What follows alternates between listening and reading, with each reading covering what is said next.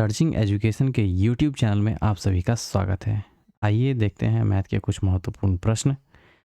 0.474747 के समतुल्य भिन्न। ऐसे क्वेश्चन बेसिकली इस तरीके से देखिए, और 0.4747 और इसी तरीके से आगे कंटिन्यू होते हैं, तो उसके जगह पे 0.47 पे क्या होता है, बार होता है। कहने का मतलब ये हो गया। अब बार हटाना है तो 47 और जितने पे बार है उसके बदले में क्या लिखते हैं, 9। दो अंकों पे बार है तो यानी कि 2 बार 9 लिखेंगे डिनोमिनेटर में। 47/99 ही इस क्वेश्चन का क्या हो जाएगा, आंसर हो जाएगा। अगला प्रश्न देखते हैं। 30 विद्यार्थियों की एक कक्षा एक परीक्षा में उपस्थित हुई। 12 विद्यार्थियों का औसत अंक 80 है। 12 विद्यार्थियों का औसत अंक 80 है तो टोटल कितना होगा, 12 अठे 96 यानी कि 960। शेष विद्यार्थियों का एवरेज जो स्कोर है वो कितना है, 75 है। यानी कि 30 में 12 का तो कैलकुलेशन हो गया, बचे कितने, 18। अब 18 स्टूडेंट का जो एवरेज स्कोर इतना है तो टोटल कितना होगा, 18 पंचे 90, 0 9, 18 सते 126, 126 9 4 130 135 यानी कि 1350 हो जाएगा। इन दोनों को जोड़ दीजिए, 0 6 5 11 9 3 12 1 13 और 1 1 2 2331, मतलब 2310 जो है ये क्या हो जाएगा, टोटल स्कोर हो जाएगा। एवरेज स्कोर निकालना है, स्टूडेंट कितने हैं, 30 से डिवाइड कर देंगे, 0 0 3 सत्ते 21 और 3 सत्ते 21, यहाँ से 2 रिमाइंडर हो जाएगा, 2 यहाँ जाएगा, 2 1 सत्ती 21, तो 77 जो होगा कक्षा का औसत अंक होगा। क्लियर। आगे देखते हैं। एक आयताकार भूखंड का विकर्ण, यानी कि विकर्ण क्या है, 65 है ना, और 63 मीटर है, और विकर्ण और एक भुजा कोई भी भुजा मान लेते हैं, ये है 63। तो भूखंड का परिमाप क्या होगा। परिमाप बेसिकली होता क्या है, 2 इंटू एल प्लस बी।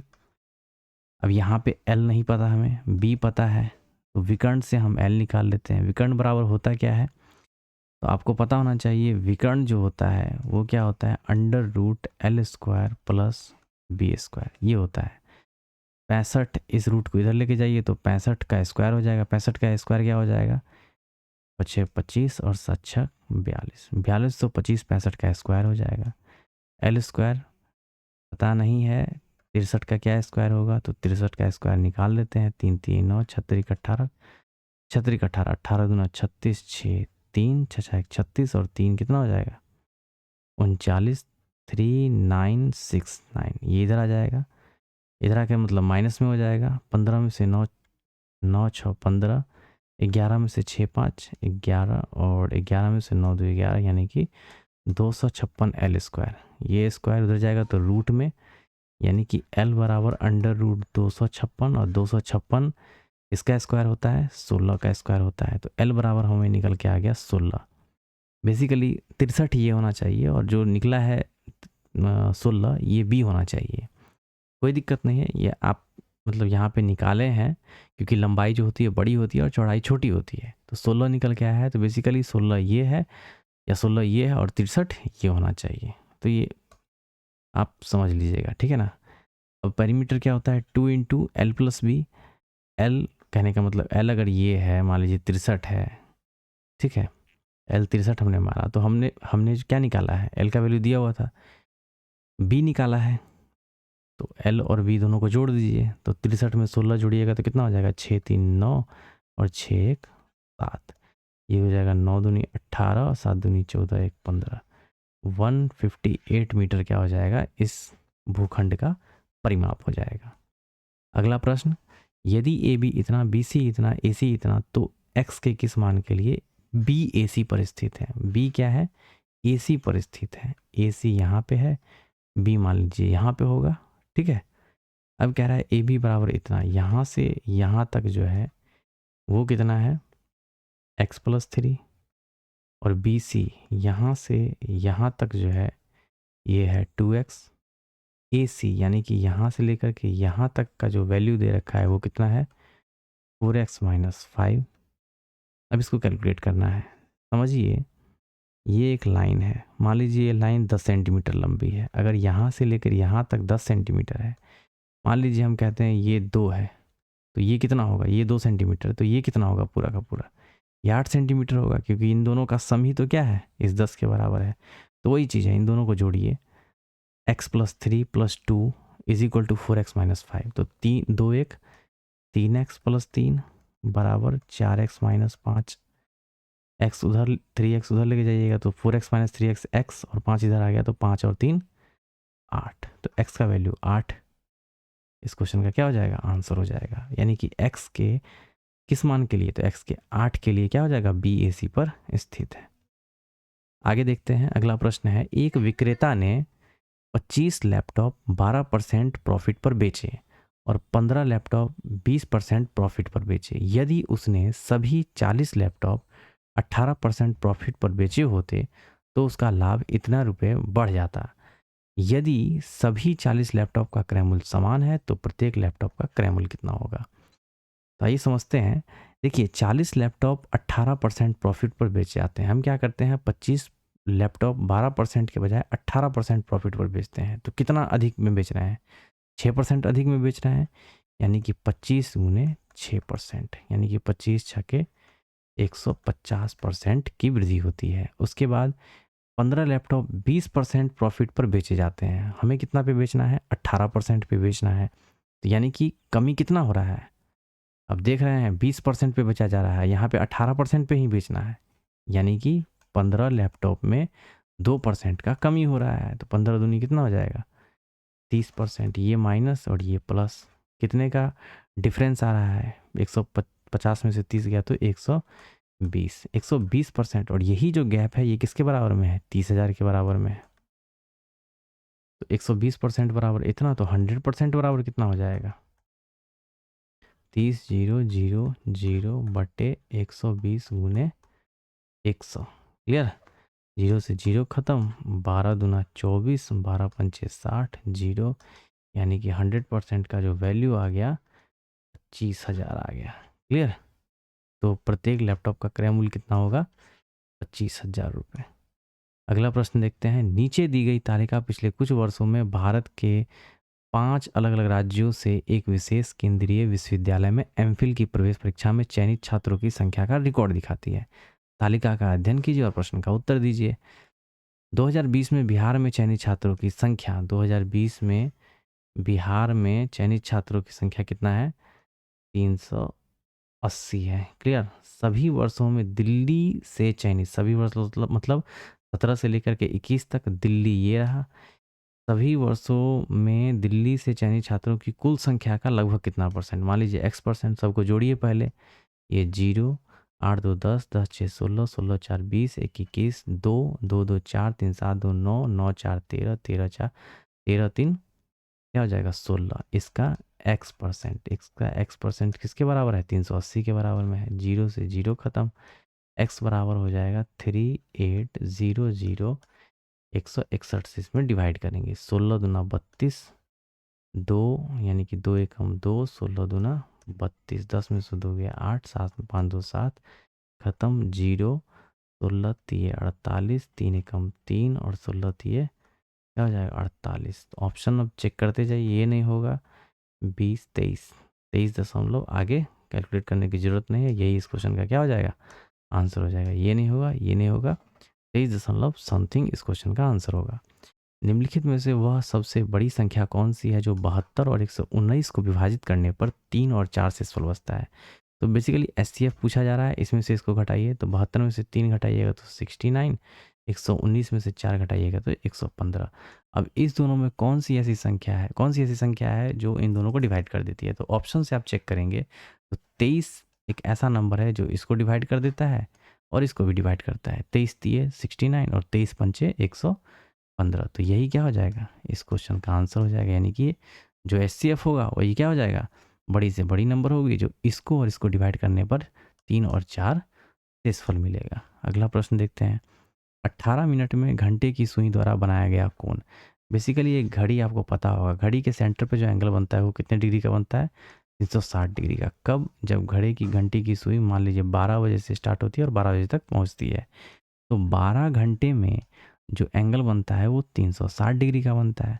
तो 1 घंटे में कितना बनेगा, 30 डिग्री, और 1 घंटा बराबर किसके होता है 60 मिनट के, यानी कि 1 घंटा बराबर 30 डिग्री लिखिए या 60 मिनट बराबर 30 डिग्री लिखिए, बात तो बराबर ही है। अब यहाँ पूछा कितना जा रहा है 18 मिनट, तो 18 मिनट बराबर क्या हो जाएगा 30/60 गुने क्या हो जाएगा 18, 30 दूनी 60, 2 नमा 18, यानी कि 9 डिग्री का एंगल बनेगा। अगला प्रश्न, यदि किसी नियमित बहुभुज का प्रत्येक आंतरिक कोण, जैसे ही प्रत्येक आंतरिक कोण का प्रश्न पूछा जाए, इसका फॉर्मूला होता है 2n-4 into 90/n is equal to आंतरिक, प्रत्येक आंतरिक कोण। तो ये प्रत्येक आंतरिक कोण कितना है 135 के बराबर, तो उस बहुभुज की भुजाओं की संख्या, तो इसको कैलकुलेट कर लीजिए, 9 दूनी ये हो जाएगा 18n माइनस 9 चौके 36 बराबर 135n। इसको इधर घटा लीजिए, 10 में से 5 गया 5n और 7 में से 3 गया 4, 3 7 बराबर 360, 15 तिया 45, 15 दूना 30, 15 चौके 60, यानी कि n बराबर हो गया 8, यानी कि भुजा की जो संख्या हो जाएगी वो 8 हो जाएगी। अगला प्रश्न देखते हैं, निम्नलिखित समीकरण में प्रश्नवाचक चिन्ह के स्थान पर निम्नलिखित में से कौन सा विकल्प निकटतम अनुमानित मान होगा, यानी कि ये है 26.52, तो इसको 26 लिखेंगे, 3.89 तो इसको ओवरऑल मतलब पूरा लिखेंगे 4, और ये 7.79 तो ये हो गया 8 गुने 2 प्लस 27.39 है तो ये हो जाएगा 27, गुना कीजिए 6 चौके 24, 4 2 4 दूनी 8 और ये 2 10, इसमें 27 ऐड हो जाएगा, जोड़िएगा 7 4 11, 1 10 2 12, 1 13, 8 दूनी 16, 11 में से 6 5 11, 2 में से गया 1, यानी कि 115 निकटतम पूछा जा रहा है, 115 के आसपास में क्या है 119 है, तो यही इस क्वेश्चन का आंसर हो जाएगा। 136 दूर है, 181 और दूर है, 82 भी दूर है, तो 119 इस क्वेश्चन का आंसर हो जाएगा। अगला प्रश्न है, एक व्यक्ति कुल 15 रुपये में 15 वस्तुएं खरीदता है, 15 रुपये में 15 वस्तु खरीदता है, यानी कि 1 रुपये में एक वस्तु खरीदता है। यदि वह उनमें से प्रत्येक को इतना रुपये में बेचता है, खरीदता है 1 रुपये में और बेचता है 1.23 में, एक काम करते हैं दोनों में 100 से गुना कर देते हैं। ये मान लीजिए 100 है, इसको 100 से गुना किया तो क्या हो जाएगा, डेसिमल हटेगा नीचे 0 0, तो ये हो जाएगा 123। खरीदता है 100 में, बेचता है 123 में, तो सीधा सीधा दिख रहा है कितना का प्रॉफिट हो रहा है 23% का प्रॉफिट हो रहा है। अगला प्रश्न देखते हैं, 6/x-2/x-1 minus 1/x-2 is equal to 0 के मूल ज्ञात करना है। तो इसको सॉल्व कर लीजिए। बेसिकली आपने सॉल्व किया होगा ax² plus bx plus c is equal to 0, जहाँ x के 2 वैल्यू मिलते हैं, तो उसी पैटर्न पे ये क्वेश्चन है जिसका 2 वैल्यू निकालना है। तो यहाँ से आप इनका एलसीएम लेंगे, तो एलसीएम तो बेसिकली आगे जाकर के क्रॉस गुना कीजिएगा तो ये तो जाकर के 0 बन जाएगा, बट यहाँ से एलसीएम लेने पे क्या होगा, एलसीएम होगा क्या, माइंड में ही थोड़ा सा सोचिए, x-1 इंटू x-2, और यहाँ से इसको कट कीजिएगा, ये यहाँ से डिवाइड कीजिएगा इस नंबर से, यहाँ पे जो भी है x-1 x-2 डिवाइड कीजिएगा तो x खत्म, यहाँ पे 6 इंटू x-1 इंटू x-2 ये बचेगा, माइनस का साइन रहेगा, अब -1 ये वाला हट जाएगा, x है ना, 2x इंटू x-2 ये हो जाएगा, माइनस का साइन रहेगा, x-2 खत्म, और ये हो जाएगा x इंटू x माइनस क्या हो जाएगा 1 हो जाएगा, क्योंकि 1 से मल्टीप्लाई करना, ये तो हट जाएगा, x इंटू x-1 हो जाएगा, और ये किसके बराबर में होगा 0 में, 0 के बराबर होगा, क्योंकि ये क्रॉस गुना होकर के 0 दे देगा।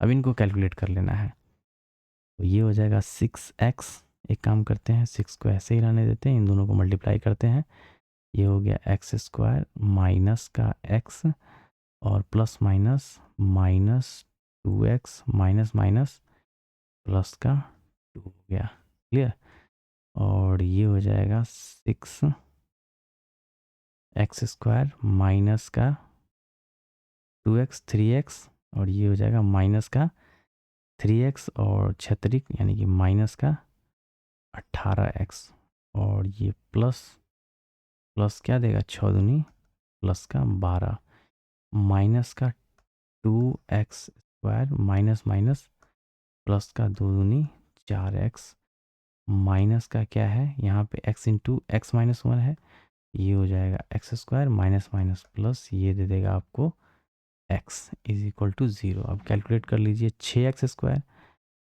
और 2x स्क्वायर और 1x स्क्वायर, 2 1 3, 6 में से 3 गया तो ये हो जाएगा 3x स्क्वायर। 18x है ना, 18x हो गया और ये हो जाएगा 4x और 1x, तो 4 1 5x माइनस का 18, 18 प्लस का 5x माइनस का 18 प्लस का 5, तो ये माइनस का क्या दे देगा 18 में से 5, 13 5 18 यानी कि 13x और प्लस का ये सब तो कैलकुलेट हो गया, ये भी ये भी ये भी, ये प्लस का बचा 12 बराबर 0। अब ये हो गया 12 तिये 36, 36 2 18 2 नमा और ये हो जाएगा 3 तिये 3x स्क्वायर माइनस 9 चौक 36, 9x माइनस 4x प्लस 12 बराबर 0, 3x कॉमन, x माइनस 3 तिहाई 9 plus minus minus 9x minus 4x common, 4 common हो जाएगा, x plus minus minus 4x minus minus plus 4 तिये 12 बराबर 0। और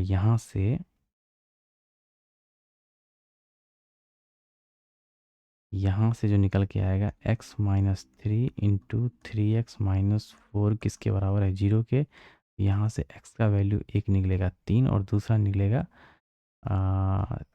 4/3। तो x का वैल्यू देख लीजिए यहाँ पे कौन कौन सा आया है, 3 और 4/3, 3 4/3, 3 ये नहीं होगा, 3 ये नहीं होगा, ये नहीं होगा, 3 4/3, तो डी इस क्वेश्चन का क्या हो जाएगा आंसर हो जाएगा। यहाँ पे फिर से देख लीजिए, लास्ट में इन दोनों को 0 के बराबर में किया गया है। कैसे किया गया है देख लीजिए, x माइनस 3 है ना, बराबर अगर 0 होगा तो x का वैल्यू 3 हो जाएगा, तो 3 ये आ जाएगा। इसके बराबर में अगर 0 करते हैं तो 3x बराबर 4, x का वैल्यू क्या आ जाएगा 4/3।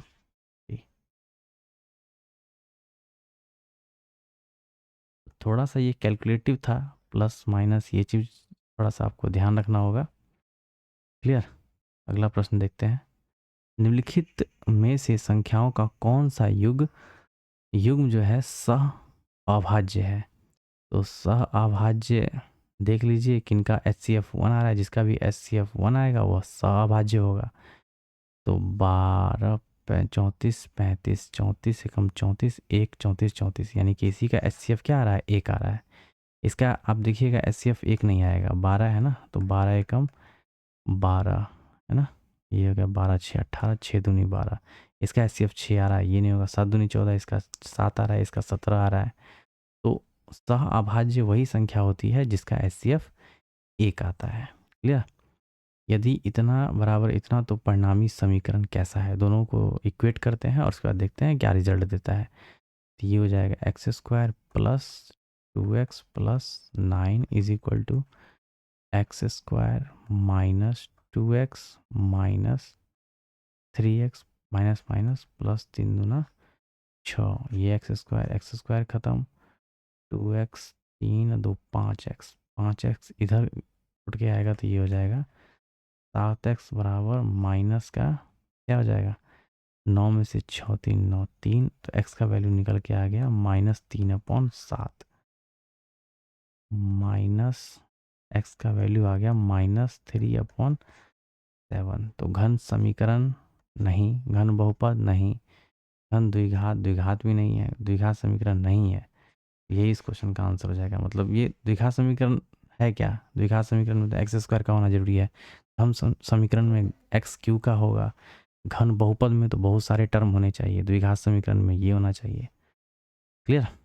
तो ये द्विघात समीकरण नहीं है, यही बेस्ट ऑप्शन इस क्वेश्चन का आंसर होगा। यदि कोई लड़का 6 किलोमीटर प्रति घंटा की गति से दौड़ता है तो उसे इतना मीटर भुजा वाले वर्गाकार मैदान का पूरा चक्कर लगाने में कितना सेकंड लगेगा, यानी कि टाइम पूछा जा रहा है। समय बराबर होता है दूरी बटे चाल। देखा जाए तो एक वर्गाकार मैदान है इस तरीके से, है ना, वर्गाकार मैदान है और इसकी जो भुजा है ये 38 मीटर है, तो इसका चारों भुजा का योग कितना होगा, यानी कि पेरीमीटर 8 चौक 32, 3 4 3 12 3 15, यानी कि टोटल जो डिस्टेंस वो कवर करेगा 152। 152 डिस्टेंस कवर करना है, 152 जो डिस्टेंस कवर करना है 6 किलोमीटर प्रति घंटा की रफ्तार से, और टाइम जो पूछा जा रहा है सेकंड में, तो सेकंड में पूछा जा रहा है, कहने का मतलब इसको मीटर पर सेकंड में कन्वर्ट कीजिए। तो ये हो जाएगा मीटर पर सेकंड में कन्वर्ट करने के लिए 6 किलोमीटर प्रति घंटा को 5/18 से गुना कर दीजिए। 152 गुने 18/6 गुने 5, ये हो जाएगा 6 तरीक 18, 3 दूनी 6 और 15 दिया 45, 5 5 9 45, 3 5 5 9 45, 5 एकम 5, रिमाइंडर तो नहीं कुछ बच रहा है, 5 9 45, 5 एकम 5 और 5 दूनी 10, यानी कि 91.2 सेकंड में इस मैदान को पूरा का पूरा कवर कर लिया जाएगा इस लड़के के द्वारा। क्लियर, ये टाइम निकल के आ गया। 2 पाइप एक्स और वाई एक टंकी को इतना घंटे में भर सकते हैं। पाइपों को एक साथ खोला जाता है और पाया जाता है कि तल में रिसाव के कारण टंकी को भरने में इतना मिनट अधिक लगते हैं। जब टंकी पूरी तरह से भर जाता है तो रिसाव के कारण टंकी खाली होने में कितना समय लगेगा यदि उस दौरान कोई पाइप खुला ना हो। अब देखिए एक्स है, ये वाई है ना, ये 21 घंटा लगाता है भरने में और ये 24 घंटा लगाता है। दोनों की एफिशिएंसी निकाल लेते हैं, दोनों की एफिशिएंसी निकालेंगे यानी कि दोनों का एलसीएम, और दोनों का जब एलसीएम लेंगे तो कितना आएगा,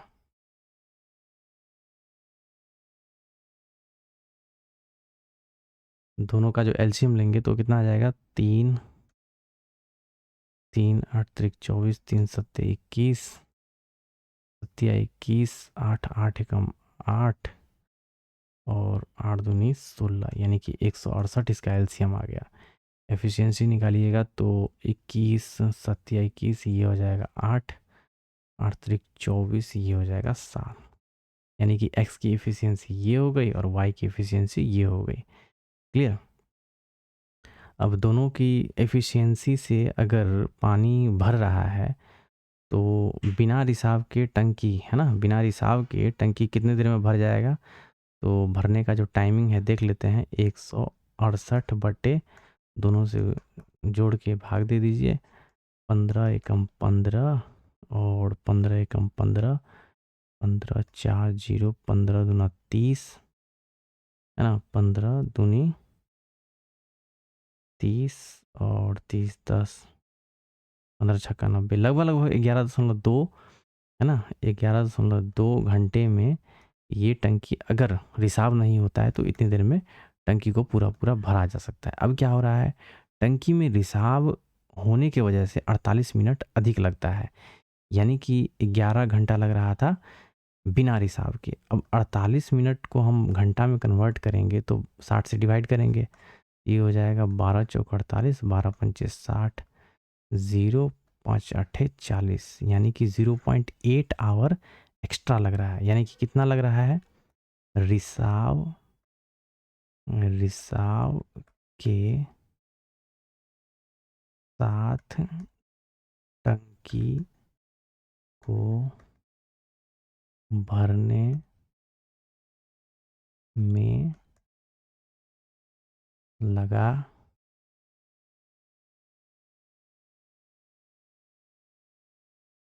टंकी को भरने में लगा समय। ऐसे के लिए लिखने की ज़रूरत नहीं है ना, समझाने के लिए लिख दिया गया है। तो ये रिसाव के बिना था और ये रिसाव के है ना, और ये क्या है, रिसाव के कारण टंकी को भरने में इतना अधिक लग रहा है, इतना अधिक लग रहा है, यानी कि 11.2 प्लस 0.8 ये रिसाव का समय हो जाएगा, रिसाव के साथ का समय हो जाएगा, तो 8 2 10, ये हो जाएगा 12 घंटा है ना, लगभग 12 घंटा लग रहा है।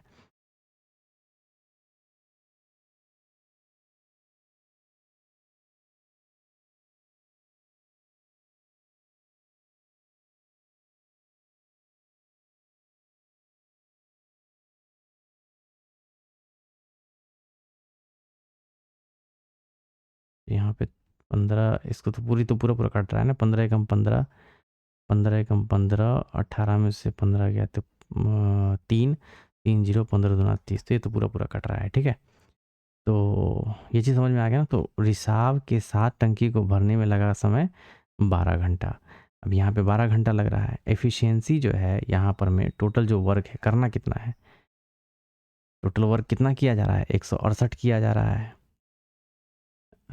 रिसाव के साथ टोटल जो एफिशिएंसी है वो निकाल लेते हैं। रिसाव के साथ टोटल एफिशिएंसी 168 बट्टे 12, 12 एकम 12, 4, 12 चौक 48, यानी कि रिसाव के साथ जो टोटल एफिशिएंसी है 14 घंटा, और टोटल रिसाव के बिना जो एफिशिएंसी है वो कितना है, 15 है ना। और ये सॉरी, ये तो आवर में नहीं होगा, ये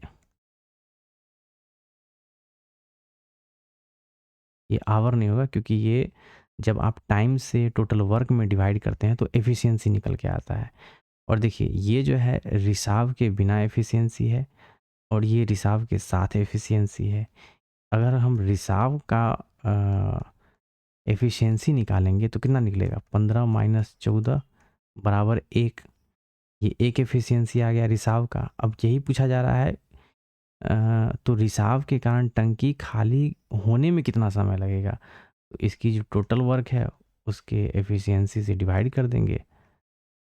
168 क्या हो जाएगा, घंटा जो होगा यदि पाइप खुला ना हो तो, है ना। तो रिसाव की वजह से कितना टाइम लग रहा है, 168 घंटा लग रहा है। क्लियर, ये चीज़ समझ में आया। देखिए ये है रिसाव, रिसाव के बिना वाला कैलकुलेशन, और ये रिसाव के बिना वाला कैलकुलेशन में 11.2 घंटा लगता है। और रिसाव के साथ क्या होता है, 0.8 आवर एक्स्ट्रा लगने की वजह से टोटल जो लगता है 12 घंटा लगता है।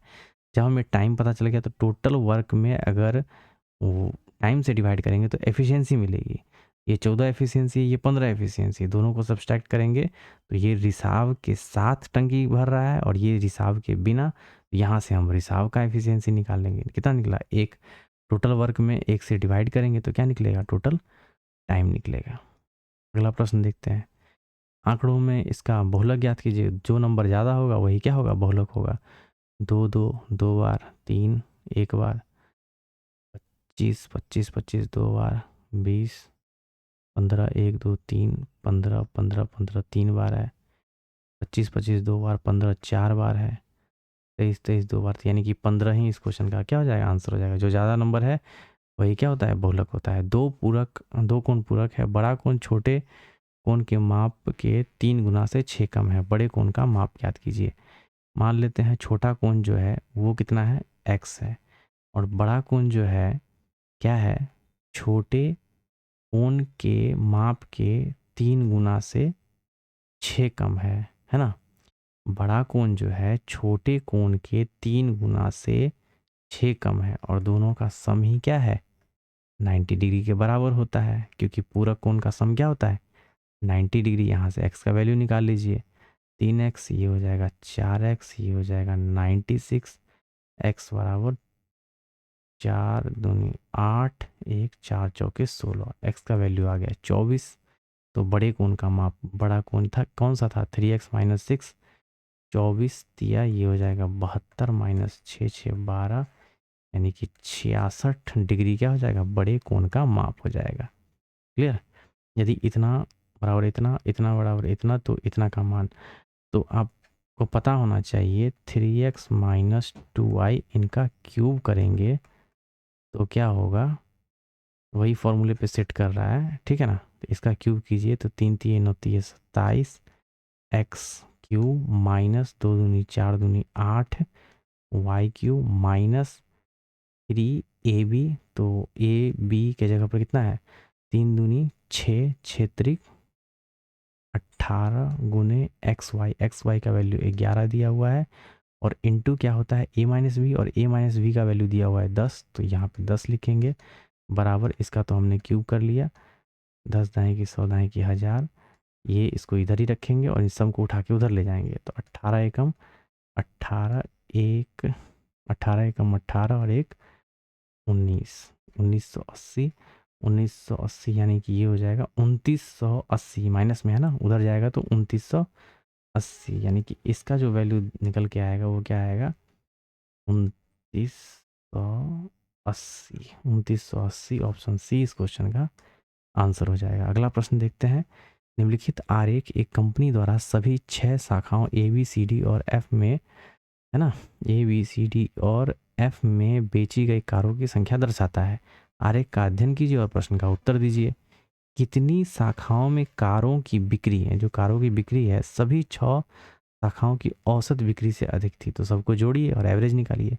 0, 5, 5, 5, 10, 10, 10, 0, 1, 5, 1, 6, 6, 6, 6, 2, 8, 8, 2, 10, 3, 13, 13, 5, 18, 18, 1, 19 का 9, 1, 8, 1, 9, 9, 7, 16, 16, 4, 20, 2, 22, 22, 5, 27, 3, 30, 4, 34, 34 और 4 ये हो जाएगा 38।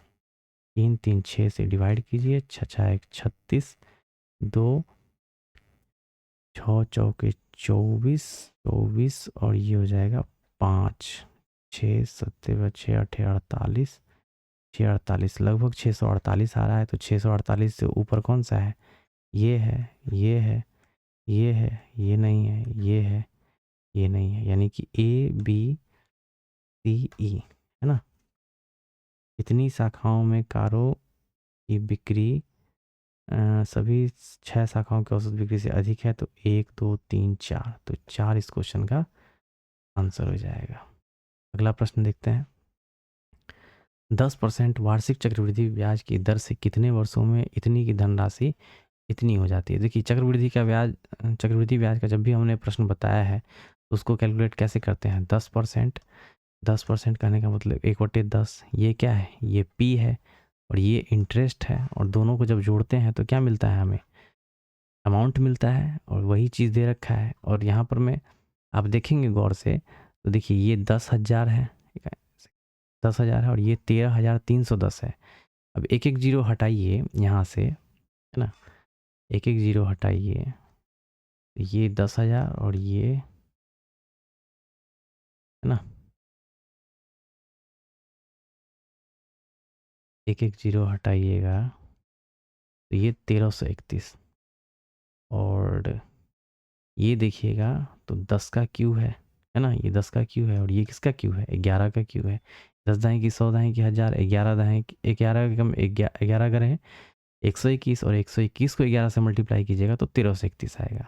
यानी कि कितना टाइम्स मल्टीप्लाई हो रहा है, 3 टाइम्स।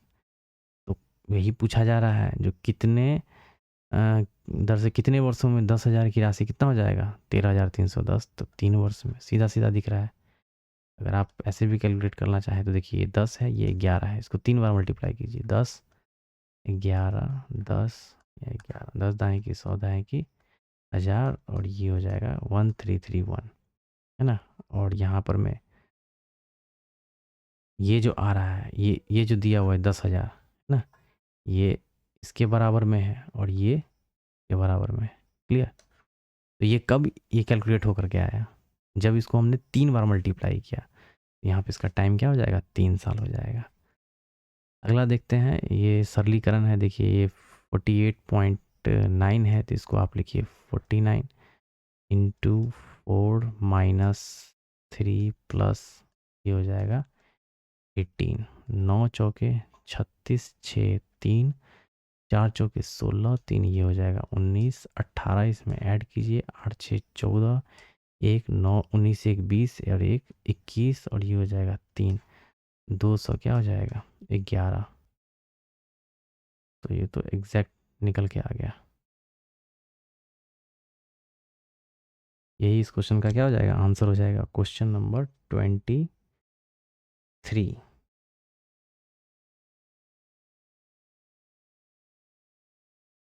अगला प्रश्न देखते हैं। शीर्ष इतना इतना द्वारा निर्मित त्रिभुज का क्षेत्रफल। देखिए त्रिभुज का जो क्षेत्रफल होता है, पहले तो वो आपको पता होना चाहिए त्रिभुज का क्षेत्रफल होता क्या है। त्रिभुज का क्षेत्रफल होता है 1/2, ये इस तरीके से मोड़ लगा होता है, और यहाँ पे होता है x1 into y2 minus y3 plus x2 into y3 minus y1 plus x3 into y1 minus y2। इस तरीके से आपको फॉर्मूला पता होना चाहिए। और ये जो दिया हुआ है ये है x1 y1 x2 y2 x3 y3। तो सब में इनका वैल्यू पुट करेंगे और क्वेश्चन का आंसर निकालेंगे। x1 की जगह पे 0 है और यहाँ पर मैं y2 y3 कुछ भी लिखेंगे तो इसकी जगह पे 0 ही आएगा, इसको लिखने की ज़रूरत नहीं है। ठीक है, x2 की जगह पे क्या आ रहा है, तो देखिए x2 की जगह पे 2 आ रहा है ना। और y3 कितना है, y3 यहाँ पे 1 है, माइनस माइनस y1 कितना है, तो y1 देखेंगे तो आप ये है 2 प्लस x3 कितना है, तो x3 है 3, y1 कितना है, y1 ये है 2 माइनस y2 कितना है, y2 है 3। इसको कैलकुलेट कीजिए और आंसर निकालिए। तो ये हो जाएगा 2 में से एक गया माइनस का 1, ये माइनस का 2 हो जाएगा, और ये हो जाएगा 3 में से 2 गया माइनस का 1, यानी कि ये भी -3 हो जाएगा। मोड है तो यहाँ पे पॉजिटिव ही वैल्यू देगा, ठीक है ना, नेगेटिव हो पॉजिटिव हो, बट मोड लगने की वजह से यहाँ पे पॉजिटिव वैल्यू रहता है। 5/2 यानी कि ये हो जाएगा 2.5 इस क्वेश्चन का आंसर हो जाएगा, यानी कि जो एरिया होगा वो कितना निकलेगा 2.5। अगला प्रश्न, एक्स के 24% का 10% यानी कि 1/10 240। तो एक्स का मान 24 कट गया 0, एक पर 1 2 3 4 0, एक पे 4 0, एक पे 4 0 है ना। एक्स इक्वल टू क्या हो जाएगा, एक पे 3 तो इधर से, एक खुद का 3 4 0। क्लियर। अगला प्रश्न देखते हैं, sec 4a is equal to cosec 3a minus 50। जहाँ 4a और 3a न्यून कोण है तो a प्लस 75 का मान ज्ञात कीजिए। आपको पता होना चाहिए, आ, जैसे इससे पहले की वीडियो में मैंने बताया था, sine 90 minus theta is equal to क्या होता है, कॉस थीटा होता है। Sine 90 minus theta is equal to cos theta, और cos 90 minus theta is equal to क्या होता है, साइन थीटा। साइन का कॉस के साथ होता है ना। उसी तरीके से टेन का कॉट के साथ और सेक का कॉसेक के साथ होता है। जब यहाँ पे सेक 4a है तो कॉसेक थीटा के जगह पे आप सेक 90 माइनस ये भी लिख सकते हैं थीटा, है ना। उसकी जगह पे आप ऐसे लिख सकते हैं, यानी कि कुछ नहीं है, basically sec 90 minus theta is equal to क्या है, कॉसेक थीटा। ठीक है ना, थीटा की जगह पे तो वही है।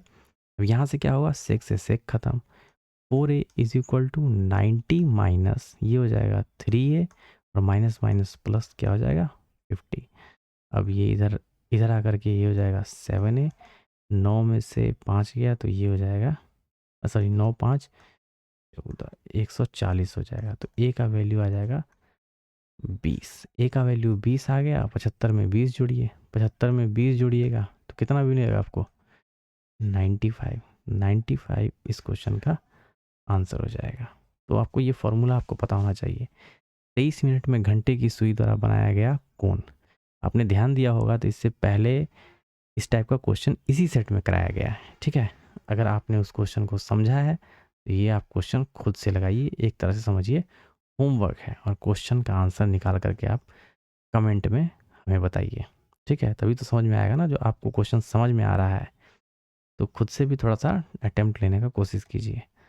अगला क्वेश्चन देखते हैं, ए और बी किसी व्यवसाय में क्रमशः इतना रुपए और इतना रुपए निवेश करता है। तो निवेश करता है तो उसका रेशियो निकाल लेते हैं। 0 0 खत्म, 14 3 42 और 14 चौके 56। 3:4 का रेशियो है निवेश का। वर्ष के अंत में इतना रुपए का लाभ होता है, तो बी का पूछ रहा है, तो 4/4 3 ये हो जाएगा 7 8 7 2 2 0। 7 से काटिए 7, ये होगा ना, 4/4 3 7, 7 एकम 7 1 7 दूनी 14, 14 3 7 चौक 28 अच्छा 42, 4 से मल्टीप्लाई कीजिएगा तो 0, 6 चौके 24, 4 जीरो देखिए किसका आ रहा है, 2 का आ रहा है, इसका नहीं होगा, ये नहीं होगा, ये नहीं होगा। 4 जीरो 6 चौक 24, 2 4 चौके 16, 17 18, 840 देखिए किसका आ रहा है, ये एक ही ऑप्शन है 49840। 49840 इस क्वेश्चन का आंसर हो जाएगा, आगे कैलकुलेट करने की ज़रूरत नहीं है। अगला प्रश्न देखते हैं, वह सबसे छोटी संख्या ज्ञात कीजिए जिससे इतना को गुना किया जाए तो वह एक पूर्ण वर्ग बन जाए। अब आप देखिए इस क्वेश्चन को कैसे सॉल्व करेंगे, है ना। इसमें वह सबसे छोटी संख्या ज्ञात कीजिए जिससे इतना को गुना किया जाए तो वह पूर्ण वर्ग बन जाए। तो आप ऑप्शन से चेक कर सकते हैं। देखिए देखिए 63 इंटू 100 तो सीधा सीधा समझ में आ रहा है ये 10 का वर्ग है, इसको साइड कर लेते हैं। अब इसमें एक एक करके ऑप्शन चेक करते हैं और 6 से गुना करते हैं, देखते हैं जो ये इसका वर्ग होगा कि नहीं होगा। एक और ट्रिक आप थोड़ा सा ध्यान रख सकते हैं, जैसे किसी भी नंबर के लास्ट में एक है ना। जैसे मान लीजिए 11 है, 11 का स्क्वायर कितना होता है 121, तो लास्ट में यूनिट डिजिट पे एक अगर होगा तो ये कहने का मतलब ये क्या है, ये किसी नंबर का स्क्वायर होगा। जब 2 लास्ट होता है तो उसका स्क्वायर क्या होता है 4, 3 9, 4 4 चौके 16, 6 5 अच्छा 25 5 6 6 4 36, यानी कि लास्ट में अगर 1 4 9 6 5 होगा तो क्या होगा, किसी न किसी नंबर का स्क्वायर होगा।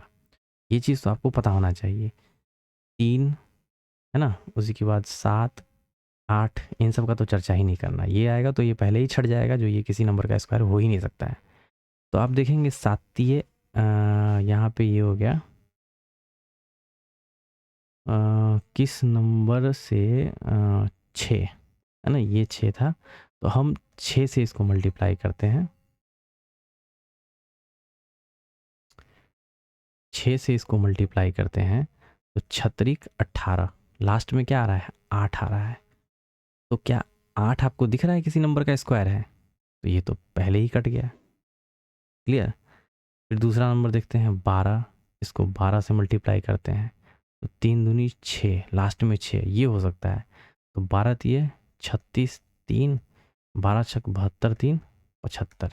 अब देखिए 756 है, ये लगता है आपको किसी नंबर का स्क्वायर है। 756 756 है, तो मान लीजिए ये किसका किसके स्क्वायर के आसपास में आ रहा है, ये आप देखेंगे तो ये हो गया 2 दूनी 4, 3 तिये 9, तो ये हो जाएगा 2 और 4 चौके 16, है ना।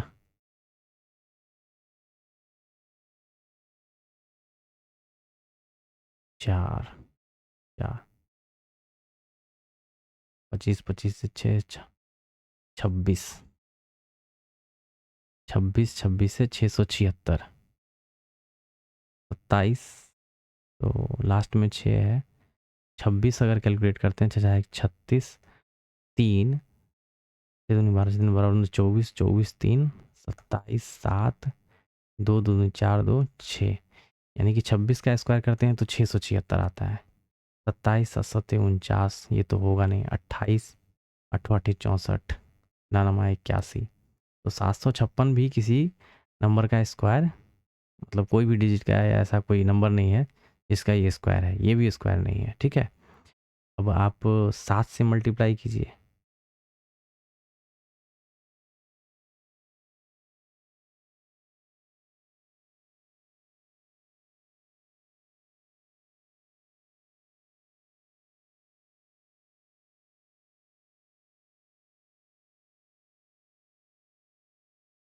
सत्य सत्य 21 2 सच्छक 42 43 44।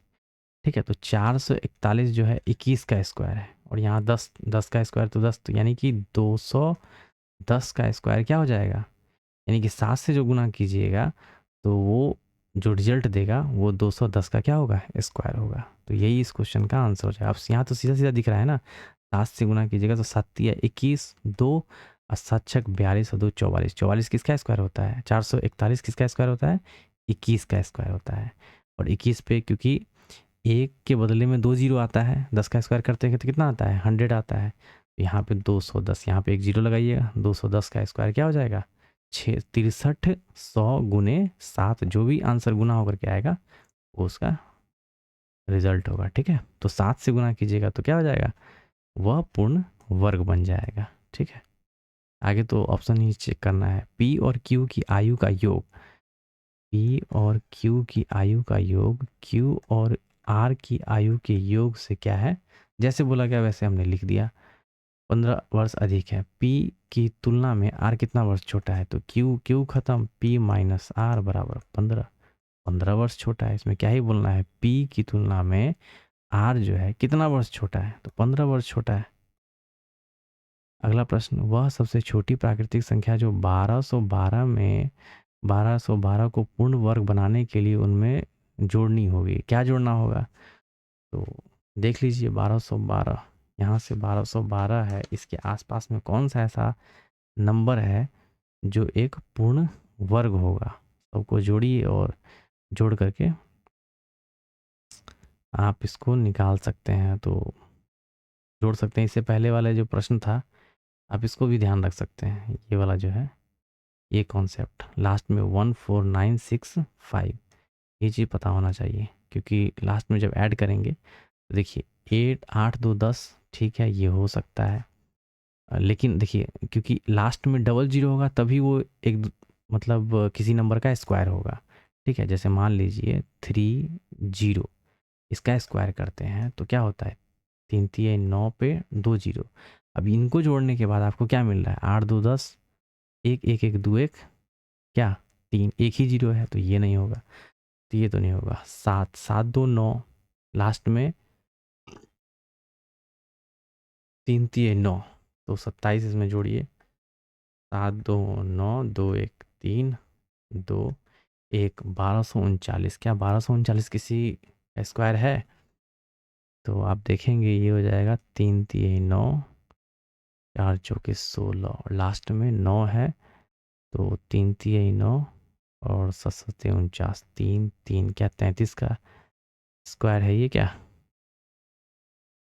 33 का स्क्वायर, 3 3 9, 3 3 9, 3 3 9 दूना 18, 1 3 3 9 1 10, 33 का नहीं है ना, 34 का तो नहीं होगा, 4 चौके 16, लास्ट में 9 है, 35 35 का कितना होता है, अच्छा 25 और 4 दिए 12, 1225, तो 1225 अगर होता तो ये स्क्वायर होता, 1239 अब तो इससे बढ़ के ही आएगा, तो ये भी नहीं होगा। 13 देखिए, 13 12 कितना हो जाएगा, 12 दूना 24, 3 2 5 1 1 2 और 2 1, 1225 अभी निकाला ना 35 का स्क्वायर, तो 13 ऐड कीजिएगा तो क्या हो जाएगा 1212 को पूर्ण वर्ग बनाने के लिए उसमें कितना जोड़ना होगा, 13 जोड़ना होगा, तो ये इस क्वेश्चन का आंसर हो जाएगा। अगला है a प्लस बी इतना, a माइनस बी का स्क्वायर इतना है, तो ए बी के गुणनफल का मान ज्ञात करना है। तो देखिए यहाँ पे ए बी इतना है, ए बी का स्क्वायर इतना है, तो ए बी अगर निकालिएगा तो इसका रूट हो जाएगा, है ना, इसका रूट आ जाएगा, स्क्वायर इधर से हटेगा, ये रूट आ जाएगा। अब 3 3 4 चौके 16, तो लास्ट में 4 आ जाएगा, अच्छा एक 36, 4 या 6 होगा लास्ट में, क्लियर, क्योंकि 6 है, 4 चौके 16, अच्छा एक 36। अब यहाँ से देखिएगा आप तो ये या तो यहाँ पे 2 दूनी सॉरी 2 दूनी 4 होगा, या तो 3 3 9 होगा, है ना, छोटा वाला नंबर या तो 24 का स्क्वायर होगा या तो 26 का स्क्वायर होगा, तो 24 24 से 26, 25 25 से 625, 25 से ही 625 आ रहा है, तो ये तो होगा नहीं। 24 का ये क्या है स्क्वायर है, तो ए माइनस बी का निकल के आ गया, 4 चौके 16 और 4 दूनी 8 दूनी 16, 4 चौके 16, 1 4 दूनी 8, 4 दूनी 8, 8 दूनी 16, 1 17, 4 24 का है क्या, 24, 4 चौके 16, 1 4 दूना 8, 4 दूना 8 दूना 16, 1 17, दूनी 4 1 576, नहीं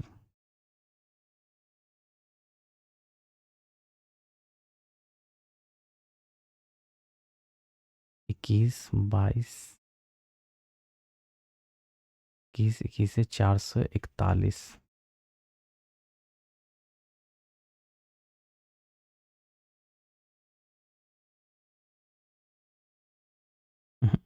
ये तो 24 का नहीं है, 22 का तो हो नहीं सकता है, 21 का नहीं है, 22 का नहीं है, 3 तिहाई 9, 4 चौके 16, 24 का नहीं है, 25 25 से 625, यानी कि ये किसी का स्क्वायर नहीं। तो इसको इसको ऐसे नहीं, आप इसको इस तरीके से सॉल्व कीजिए।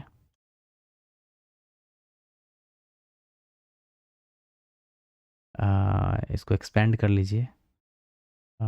ए square plus b square minus का क्या हो जाएगा 2ab, ये दिया हुआ है 496, इसको भी स्क्वायर कर लीजिए। A square plus b square और प्लस का 2ab इज इक्वल टू 56 का स्क्वायर कर दीजिए। 36 3 56 36 56 36 30 गुना 60 3 63 और 6 50 25 25 और 6 31, 36 6 3 56 36 56 30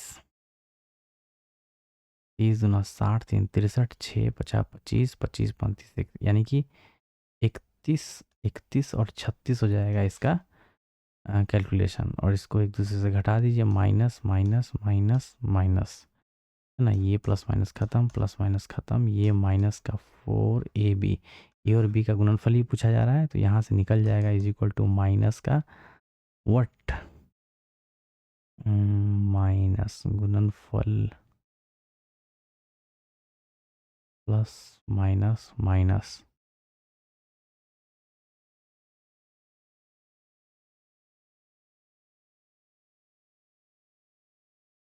अच्छा, ये छोटा प्लस में है, बड़ा है, तो 6 में से 6 गया 0, और 13 में से 9 4 13, 10 में से 4 6 4 10, ये हो जाएगा 2, माइनस माइनस ख़त्म, 4 4 छक 24, 2 4 छक 24, यानी कि 660 इस क्वेश्चन का आंसर हो जाएगा।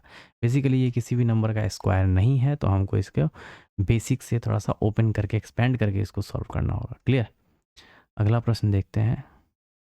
तो ये कुछ प्रश्न थे, लगभग 33 है, 2 पेज हटा दीजिए, तो 31 प्रश्न थे मैथ के,